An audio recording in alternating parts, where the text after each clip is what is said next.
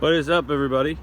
Yesterday we did a reseal on his oil cooler on the 7.3. Was leaking oil and coolant externally. I opened this cap and I seen a little bit of oil in here. Yeah, I did the repair. Came back. Well, that is not oil, that's diesel. And what happens on these 7.3s, they sit in, the injectors sit inside of a injector cup, which also sits inside of the cooling jacket.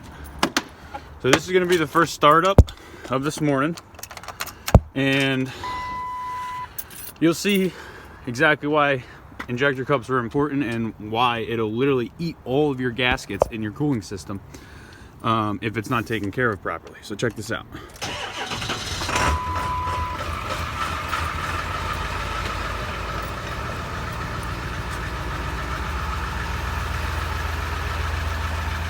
This is literally a telltale sign of a bad injector and or bad injector cups.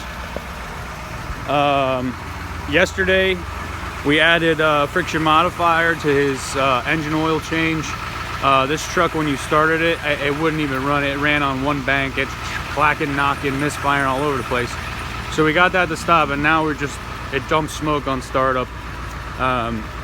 Again, telltale sign of a bad injector. You could have a cylinder that's filling up with diesel fuel overnight, leaking down. That diesel, it's diesel fuel. It's stinky. So there's a few other things that need to be done during this repair. We'd obviously recommend getting injectors changed, and we'll obviously recommend doing pretty much everything on the top of the engine once we're in there. It's 200 and I think there's 225 on this truck, or 235, 250. Okay, she just rolled 250. And I don't think the customer's really done anything, but I think he did valve cover gaskets, he said, one time. He's owned the truck for a pretty long time, so. But why it was brought here, like again, leaking externally from the oil cooler, oil and coolant on both sides. We had oil leak on the front, coolant leak on the back. The coolant system is definitely filled with diesel from the injector cup, so that's going to need to be repaired, and it's a long, costly process.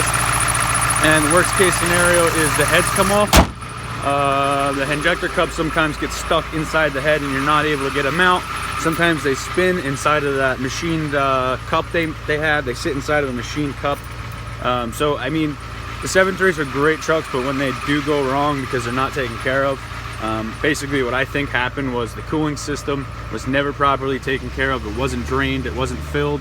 I pulled it apart and it was original coolant. It smelled god awful. So just these 7.3s need to be taken care of. Make sure you run your coolant changes every 90 to 100,000 miles. Change your fuel filters every 5,000 miles, and change your oil every 5,000 miles.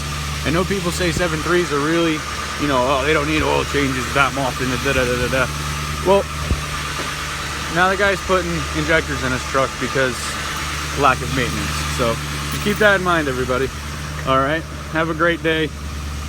Everybody have a happy holidays, and we'll see you again next time.